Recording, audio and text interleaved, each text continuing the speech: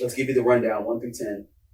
The Beatles, Madonna, Elton John, Elvis Presley, Mariah Carey, Stevie Wonder, Janet Jackson, Michael Jackson, Whitney Houston, and Rihanna. Okay, so one by one. The Beatles. Love them. Don't really have a problem with them being there. If you love the Beatles that much, the Beatles are the Beatles. It's kind of, you're going to have to get into a very deep argument and bring some evidence to get people off the Beatles being number one. Two things with the Beatles, right?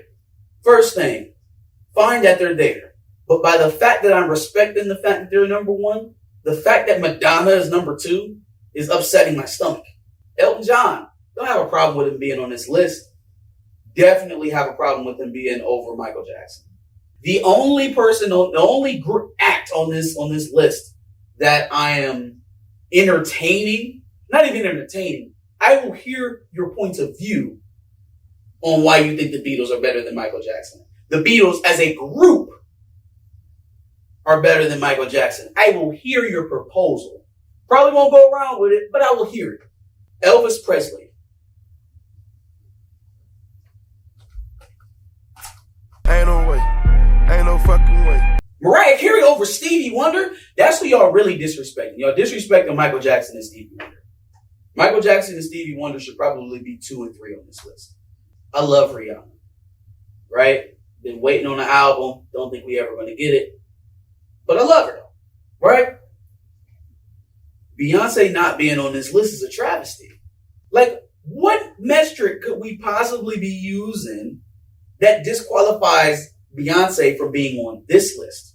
If Mariah Carey can occupy it, if Rihanna can occupy it, if Janet Jackson can occupy it, what metrics are we using? It would have to be like what you're saying, what they ranked or how many weeks on their own internal ranking. So an already internally flawed ranking system. Beyonce already got a whole bunch of songs from Destiny's Child, so that don't count. And other than Beyonce not being on there, the only other surprise, I'm not saying that I would have put her on there, but the only other surprise that I'm thinking is that they didn't have Taylor Swift on there at all. Ew, you're a Taylor Swift fan. I'm not a Swiftie. You're a Swiftie. I am absolutely not You're a a Swiftie. Swiftie. But just from the standpoint of how they're judging this, I don't know how you couldn't have her on this list. I feel like there are old acts getting kind of OG respect that don't deserve it on this list. Yeah, like if these lists did anything, it just solidified my belief that the Billboard is totally disconnected from any real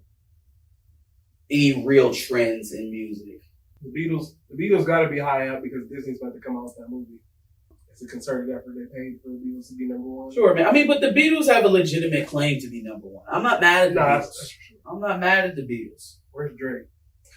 You know what? But Jesus, stop it. But if you're gonna put the Beatles on there, you gotta give Queen some strong consideration. Like very strong consideration. Queen absolutely should be over Mariah Carey. Should we get the Beatles versus Queen? Should we get a versus in a versus? Hey, that would go. That would fucking go. The bigger question is probably how much weight do we give to these white publications who don't really understand the impact of Black culture or Black music as a whole? It's funny. It really is funny because you look at, even with the Beatles, I think even they would tell you that American soul music heavily influenced the product that they put out when when the whole British invasion thing came over and they were, sweeping the nation. It's always been like that for foreign acts who come to America, right? Because whatever shtick they have in London or England or Scotland or wherever they come from is not so easily interchangeable over here. Here, the music that we say is popular is end up what gets reproduced and sold and copied and dragged down and appropriated. But at the very soul of it, we all know who the determining factors are or who the determining people are in terms of what's popular, what's trendy, what is the new wave. We know who drives that because it's our culture that gets repurposed and sold back to us like it's a fucking Lunchable. So even saying that you have to give respect to acts like Elton John, which I like Elton John. I'm still standing. Yeah. Or Rocket Man. I was gonna say, you not gonna go Rocket Man? Oh, I'm still standing is my favorite Elton John. Rocket Man is the one.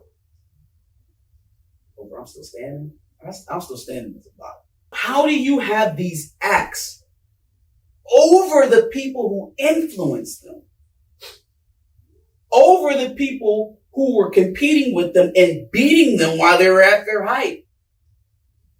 For a guy like James Brown. Come on! I really believe, like, there's so many songs that there's no way that they could have literally looked at the impact that some of these songs or artists had.